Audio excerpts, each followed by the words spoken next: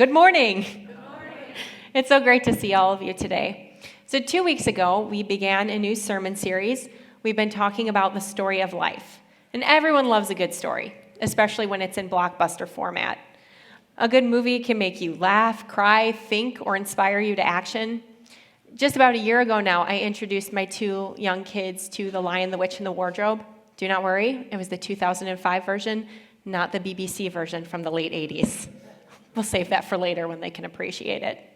So when it came to the scene where Aslan, the Christ figure, sacrifices himself for Edmund, my daughter was horrified. As soon as they started cutting his mane, she absolutely lost it. She was like, "Why are they doing that? They're hurting him." And she hit her face and she was crying. She was moved to tears. My son, on the other hand, as soon as they tied Aslan down, he jumped up. "How dare they? He is the king. They can't do that. He is the king."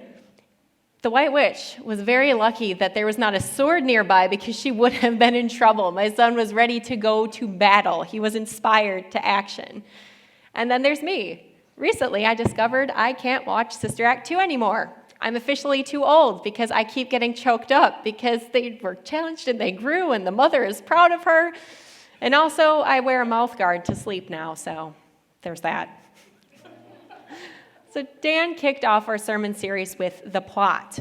He gave us 4 principles that drive your story forward. And since he's Dan, he made them into an acronym for plot. Pray, listen, obey, and trust.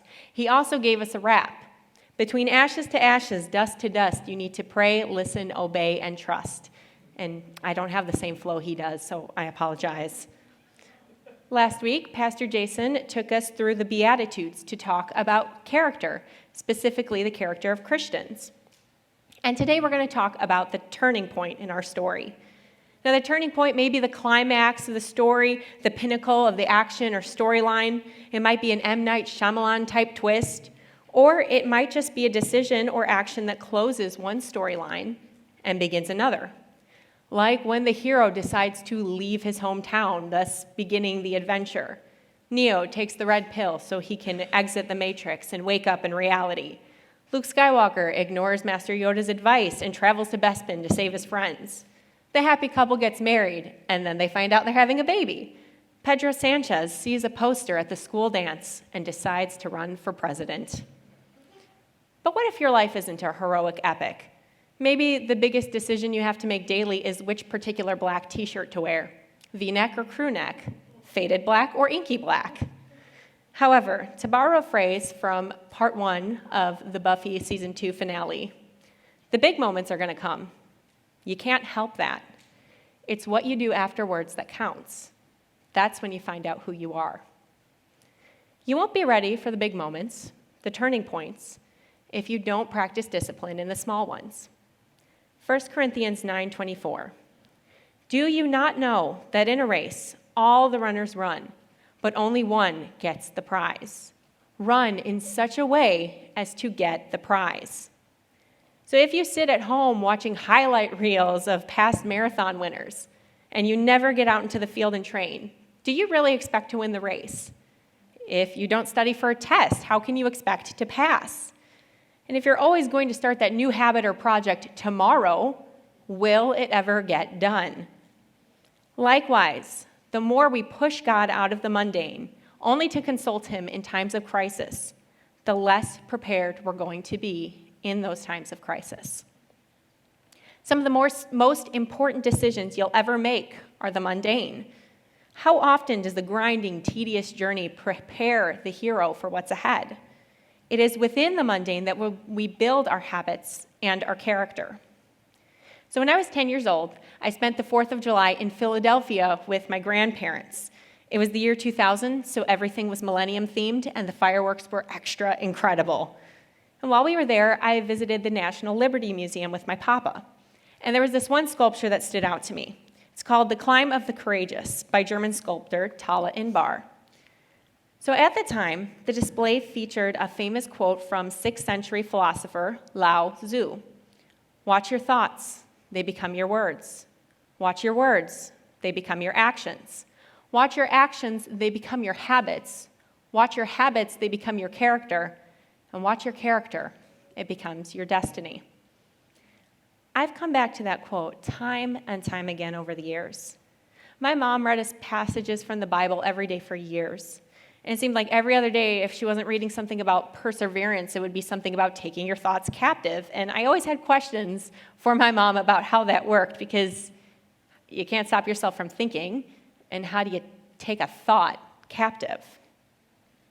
But when I read that Lao Tzu quote for the first time, something clicked, and I understood what's meant by taking your thoughts captive. What is it you're focused on? What are you striving or chasing after? Which thoughts get all your attention, and which ones do you keep coming back to? Today, I'm reminded of Romans 8, 5-6. Those who live according to the flesh have their minds set on what the flesh desires. But those who live in accordance with the Spirit have their minds set on what the Spirit desires. The mind governed by the flesh is death, but the mind governed by the Spirit is life and peace. Which line of thought do you return to over and over again? And which subjects barely get a second thought? Are you chasing after the things of God and building your character and habits on that foundation? Or are you simply pursuing whatever makes you feel happy or meaningful in the short term? When you reach a turning point in your story, you need to be prepared to do two things. First, use discernment. And second, be sacrificial. So first, use discernment. You want to be sure that the decision you're making is a good one. Discernment is the ability to judge well. It requires strong perception and understanding. Sometimes discernment is easier said than done. In the words of Charles Spurgeon, discernment is not knowing the difference between right and wrong. It is knowing the difference between right and almost right. In Colossians 2:8, the Apostle Paul warns, "See to it that no one takes you captive through hollow and deceptive philosophy, which depends on human tradition and the elemental spiritual forces of this world, rather than on Christ." If we want to make wise and godly decisions, we need to pray, listen, obey, and trust to keep our story moving towards God. We need to have the attitudes that define Christ-like character. And when we come to a turning point, a climax, a fork in the road, we need to practice godly discernment if we want to make choices that honor God. Someone who knew how to pray, listen, obey, and trust, but lacked discernment, was Jonah. Now, seeing as Pastor Jason is actually terrified of open water, and Pastor Dan can't have seafood because his wife has allergies, it would seem I am the only one qualified to talk about Jonah. After all, I've been swimming in open water and eating seafood pretty much since I was born, because I'm very Italian that way. You know, lived experience, right? Pause. Heavy sarcasm. Please note the heavy sarcasm of the previous statement. Now, I'm sure most of us are familiar with the story of Jonah, but I'm just going to do a quick recap for those of us who haven't been in Sunday school for a couple of decades. So Jonah was an Old Testament prophet who God commanded to go to the city of Nineveh. He was sent to preach a message from God, and the choice or turning point was clear. Travel on to Nineveh or disobey God. You would think that this is a no-brainer requiring no real discernment. Obey God and go to Nineveh, obviously. Instead, Jonah felt the better choice was to disobey, so he ran. He got on a boat that was traveling in the opposite direction of Nineveh, and God sent a storm because of Jonah's disobedience. Now, at this point, Jonah owns up to his rebellion. He tells the crew to throw him into the sea to stop the storm. So they throw him into the sea, the storm stops, and Jonah gets swallowed by a big fish. Now, this may be the grossest miracle in the Bible, but it is a miracle nonetheless. So while in the belly of the fish, Jonah prays and repents, and after 3 days and nights, God commands the fish to vomit Jonah back on dry land. So Jonah travels on to Nineveh and warns the people that they will be destroyed in 40 days if they don't repent. The people repent, Jonah learns that you can't run from God, God spares the city, and the day is saved. At least that's about where we end the story in Sunday school. So to sum up, Jonah ultimately prays, listens, and trusts God to deliver him. Now, he did disobey God at first, but he repented and made the right decision in the end. And it's through Jonah's obedience that God's message is preached and received, and the city of Nineveh is saved. So where is the lack of discernment? He made an error early on, but in the end, he judged well and made the right choice. However, when God relents and decides to spare the city, Jonah becomes angry, and his reason for running from God becomes very clear. Jonah 4, 2-3. He prayed to the Lord, "Isn't this what I said, Lord, when I was still at home? That is what I tried to forestall by fleeing to Tarshish. I knew that you are a gracious and compassionate God, slow to anger and abounding in love, a God who relents from sending calamity. Now, Lord, take away my life, for it is better for me to die than to live." So Jonah didn't run away the first time because he was afraid of entering the wicked city. He was afraid that the Ninevites would repent and stop doing evil, and that our merciful God would spare them. He ran because he didn't want them to get a second chance. He doesn't attempt to judge well or judge in a godly manner. Worse still, it seems like he understood God's character and reasoning. He just didn't care. "See, God, this is why I didn't obey you. I just knew you'd show grace and mercy to those people who didn't deserve it." God responds to Jonah's anger, asking, "Is it right for you to be angry?" Rather than using discernment to judge well, Jonah chose to make Jonah happy. In his view, the Ninevites were bad and they deserved punishment. End of story. No warnings, just swift destruction, retribution, revenge. It's easy to tut Jonah's behavior. He's obviously in the wrong here. He disobeyed God, and then he got angry at God for being merciful to the wrong people. But I want you to put yourself in Jonah's shoes for a second.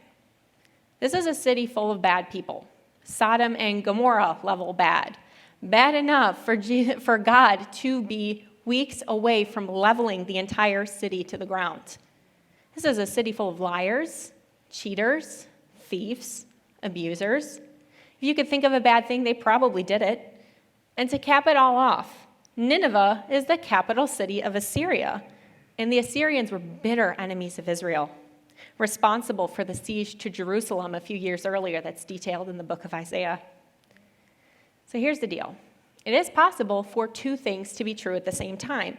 And I don't mean in the relativistic, I'm just living my truth. What's true for me is true for me, and what's true for you is true for you. That is pure sophistry and nonsense.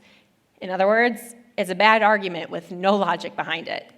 See, I am taller than the average woman, and my friend Abby is taller than the average woman. Both are true. Me being tall doesn't make her short, and vice versa. You can be both a victim and responsible for making a dumb decision. For instance, you're a college student and saving money, and you promised yourself you wouldn't spend that money on anything you don't need. But you got yourself Chipotle at lunch because you really wanted it, even though there was food at home, and then you got food poisoning.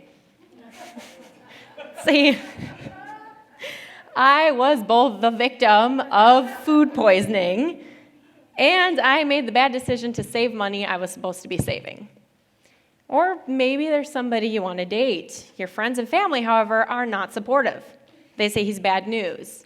And yeah, he's got a reputation, but you date him anyway, and surprise, surprise, he treats you like dirt and breaks your heart. Now, let's be clear. You didn't do anything to deserve that treatment. Nobody deserves that. In this scenario, though, you are a victim of his mistreatment, and you are responsible for the decision to date him in spite of all the warnings and red flags. When we lump everything into all bad, all good, we tend to release ourselves from responsibility or ways we may have contributed to creating the situation. And this leads to bad judgment almost every time. Some people will even insist that the only way to learn and grow is to make mistakes. Now, let me ask you something. If you see somebody walk in with a can of paint, and they open the can of paint, they dip the roller in it, they paint the walls, they set out a sign that says, "Caution, wet paint," they leave, do you really need to go over to the wall and touch the paint to know that it's wet? Jonah can have righteous anger at the Ninevites and have terrible judgment at the same time. See, mistakes are going to happen. We can't avoid them. We're not perfect as much as we might want to be. But when mistakes do happen, you don't have to beat yourself up. You just pick yourself up and move forward. But in the end, Judging well is going to lead to much healthier and consistent growth than trial and error. Jonah, in the meantime, is still hoping that he'll get the outcome he wants. So he goes outside the city and waits to see what will happen. It's incredibly hot out, kind of like summer in the Midwest. So God makes a leafy plant spring up to shade Jonah, and Jonah loves it. However, the next morning, God sends a worm to destroy the plant, and there's scorching wind and sun beating down on Jonah, making him feel heat sick and faint. And once again, Jonah declares, "It would be better for me to die than to live." Jonah 4:9-11. But God said to Jonah, "Is it right for you to be angry about the plant?" "It is," Jonah said, "and I'm so angry I wish I were dead." But the Lord said, "You have been concerned about this plant, though you did not tend it or make it grow. It sprang up overnight and died overnight. And should I not have concern for the great city of Nineveh, in which there are more than 120,000 people who cannot tell their right hand from their left, and also many animals?" And it's with this verse that the story ends. So everything that God said to Jonah were things he could have taken into account when deciding whether to warn the Ninevites. But he judged according to his will rather than judging well. His anger was righteous, but his focus on that anger, his desire for justice at any cost, led him to conclude that his judgment, Jonah's judgment, was more just than God's. Grace by its very nature is undeserved. Yet Jonah, who had himself received grace, believed he was a better judge of who should get to experience God's grace than God. However, when we recognize that God's grace has no limitations, we must recognize that no limitations means that we are not the only one who gets to receive God's grace freely. Jonah was God's prophet, but his discernment was far from godly.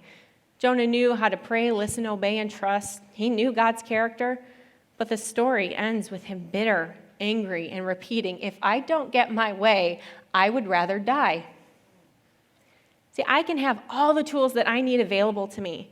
I can have church, I can have open communication with God, I can be scholarly or well-read, I can be held in high regard by my friends and my neighbors. But if I put myself at the center of the universe instead of the one who created it, if my wants, my desires, whatever sounds good or right to me, if all that comes first, then I have no discernment and my judgment is useless. Hosea 14:9. Who is wise? Let them realize these things. Who is discerning? Let them understand. The ways of the Lord are right. The righteous walk in them, but the rebellious stumble in them. See, the big moments are going to come. And when you reach a turning point, will you judge well? Or like a petulant drama queen, would you rather die than not get your way? See, we need to practice godly discernment, but we also must be prepared to make sacrifices. Everybody say sacrifice. It's everybody's favorite subject, right? Who here doesn't love to sacrifice? Yeah, see, there's this tendency to think of sacrifice as a negative thing. It's something distasteful or painful. Sacrifice is what happens when we give up something we love more than anything in the world in order to do something that's really difficult or boring. But sacrifice is not a dirty word. In fact, we sacrifice all the time, whether we realize it or not. You sacrifice sleep to catch up on Netflix, or sacrifice Netflix to catch up on sleep. You sacrifice your health for the convenience of fast food. Or you could sacrifice fast food for the inconvenience of cooking your own meals. In a marriage ceremony, you vow to forsake all others. In other words, you sacrifice or give up all and any potential romantic relationships, past, present, and future, just for that one. It's all a matter of which thing you find more important or worthy. In the book of Matthew, Jesus tells the parable of the pearl of great price. It's chapter 13, verses 45-46. Again, the kingdom of heaven is like a merchant looking for fine pearls. When he found one of great value, he went away and sold everything he had and bought it. Now, this is a man who is dedicated to collecting quality merchandise. And when he finds the finest pearl he's ever seen in his life, He sacrifices everything without hesitation, just for one pearl. Now, personally, I can't think of anything I would sacrifice or sell everything I own for, not even the original C-3PO and R2-D2 costumes. I'm pretty sure they smell pretty bad anyway. You don't make it through 3 productions with a smelly dude inside and have them not smell. Now, keep that parable in mind and contrast it with the encounter Jesus has in Matthew 19. A man comes up to Jesus and asks how he may get eternal life, and Jesus tells him to keep the commandments. Well, the man says that he already does this, and he asks what else he must do.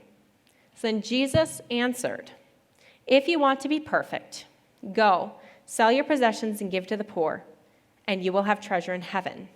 Then come follow me."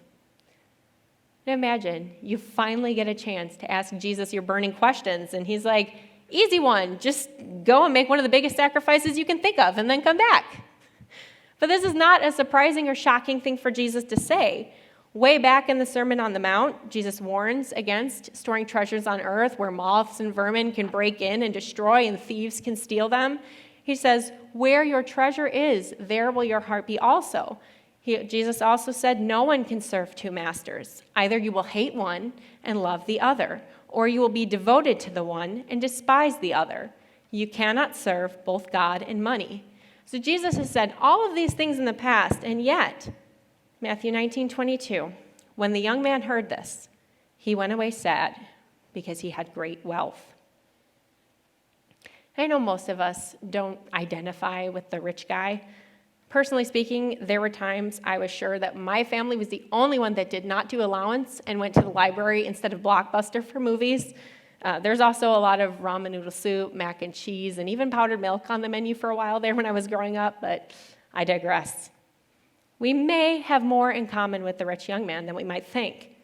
Consider this. Globally speaking, Americans are incredibly wealthy. 88% of Americans fall into the top 2 income brackets. 32% are in the upper middle income bracket, and 56% are in the high income bracket. Only 12% of Americans fall into middle, low, or poor on the income scale. So the odds are you have more wealth and opportunity than your ancestors ever did or could dream of. Poverty is the natural state of things. Naked, I came into this world. But then we build and we create, and naked, I will not leave because I'm pretty sure that it's going to be an open casket funeral for me. So, just saying. But otherwise, it's true. You can't take it with you. As Pastor Dan said when we started this series, you could try to take the wealth with you. You can try to take all your wealth, but it's useless. It's absolutely useless sitting there in the box. We will leave this world stripped of every earthly possession that we have.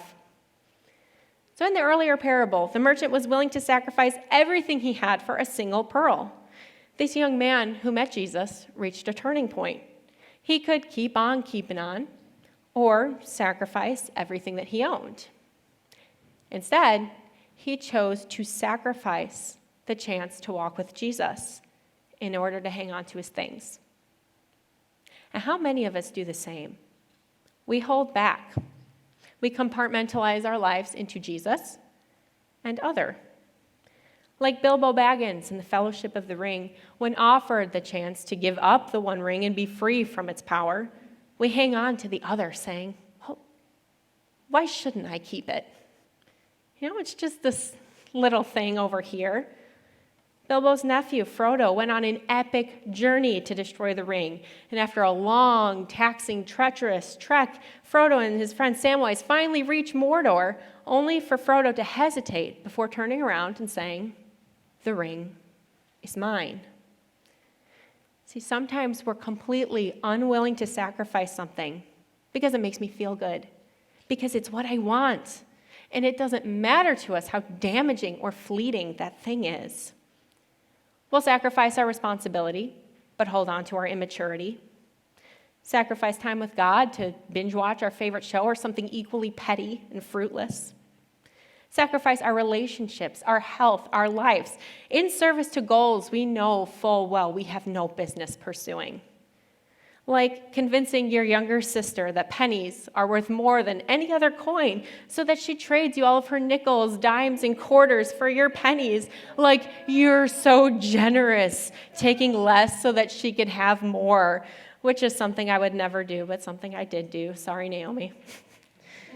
There is nothing good, benevolent, or righteous about a sacrifice made in service to yourself. We cannot serve two masters. After the rich young man walks away, Jesus tells his disciple that it's easier for a camel to go through the eye of a needle than for a rich man to enter the kingdom of heaven. See, if you have more than you can ever want or need, if you would rather pass on walking with Jesus because he asked you to give up your iPhone, let alone everything you own, which master are you serving, really? However, the disciples themselves are astonished to hear this. Now, the Bible doesn't say exactly why they find this so astonishing, but we might have some theories. So historically speaking, King David, King Solomon, even Job was rich because God had blessed them with wealth and prosperity in light of their faithfulness. The disciples may have even seen or experienced God blessing friends, family, and neighbors with wealth, and even the rich young man who approached Jesus seemed to be righteous. He pursued Jesus and he kept all the commandments, for one. And yet, it would be easier for a camel to pass through the eye of a needle than for any of those to enter heaven. They received blessing only to be expected to turn around and give it all up. So the disciples asked Jesus, well, who then can be saved? Jesus looked at them and said, with man, this is impossible. But with God, all things are possible. With man, it's impossible, but with God, all things are possible. There are times when we're going to be like the merchant. We're going to drop everything we have without hesitation. But then there are times where we're like the rich young man, feeling defeated because we're asked to sacrifice a good thing for a God thing. Instead of walking away from God because he's asking the impossible, let's remember that it is impossible on our strength alone, but with God, the one who created you, who knows you completely and loves you just as completely, not because you're perfect or follow all the rules, not in spite of your faults or even because of them, but with God, who sent his only Son as a sacrifice to reconcile us to him, all things are possible. Who here hates moving? All the packing, the boxes, recruiting people to help you move. Now, who here loves moving? All the packing, the boxes, recruiting people to help you move. I'll be honest with you. It's stressful, but I kind of love moving a little bit. See, I have the tendency to hold on to things I don't need just because I have the space for it. But when I have a clear goal and vision ahead of me, a beautiful new home to set up, a home that for all intents and purposes is perfect, empty, unmarred, uncluttered, a blank canvas of possibility, when I have a clear goal and vision for a picture-perfect home, a home that's only full of things that we actually use, it's a lot easier for me to let go of things. See, I refuse to bog down my beautiful new home with just all this useless stuff. And if we want to move towards Christ, we need to treat every day like it's moving day. Discern between what's ultimately junk and what actually brings value. No one can serve two masters. Who or what are you serving? What are you sacrificing? And for what purpose? To what end? And what would it look like if we were truly, truly willing to sacrifice anything and everything to follow Christ? As the fabled poet's Fall Out Boy once said, sometimes the only payoff for having any faith is when it's tested again and again every day. Matthew 16:24-26. Then Jesus said to his disciples, whoever wants to be my disciple must deny themselves and take up their cross and follow me. For whoever wants to save their life will lose it, but whoever loses their life for me will find it. What good will it be for someone to gain the whole world yet forfeit their soul? Or what can anyone give in exchange for their soul? Sacrifice can be difficult, but it's not something we can avoid. And when we get it right, what we sacrifice pales in comparison to what we gain. I'm going to invite the worship team back up now.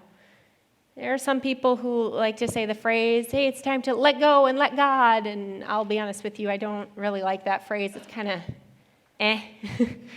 It's a bit reductive. It oversimplifies things. Just let go and let God. Yeah, I'll do that, okay? But worship is a place where I find that I'm truly able to let go of anxiety and burdens. I can bring them to God.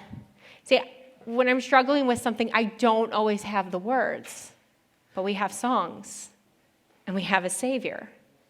And the road may be narrow and difficult, but as we sang this morning, when all we see is the battle, He sees the victory, and the battle belongs to God. And when we don't want to sacrifice the junk, let's remember that man's empty praise and treasures that fade are never, never enough. And when we pull a Jonah and we feel like we'd rather die than not get our way, let's sing to the heavens, not my will, but yours alone forever. So we're going to close with nothing else. As we sing together about wanting nothing else but Jesus, I pray that this desire is a reality for each and every one of us, that we relentlessly pursue Christ and pour out our hearts in worship right now. See, ready or not, the big moments will arrive, and there will always be more choices to make. The turning point will always come. And when it does, we can sit there and say, well, this is just the way I am. Or if we are striving to be fully mature Christians, if we want to grow in spiritual maturity and be in line with God's goals, we can actively change our perspective. That's a lot easier, and it takes a lot less time to say, well, this is just the way I am. But God did not send His Son so that we could live a life of stagnation. And when we follow Him, He transforms us. So don't underestimate the effect of practicing godly discernment and sacrifice, even in the most mundane of situations. All right? You won't see results today when you just started training yesterday. But if you keep showing up to the gym every week, less than a year later, you'll be deadlifting 205 pounds without a belt, and you might go up a full clothing size because you finally put some meat on your bones. Hypothetically speaking, this is kind of weird for me because Pastor Jason isn't here, and usually he gets to brag about my practice so that I don't have to.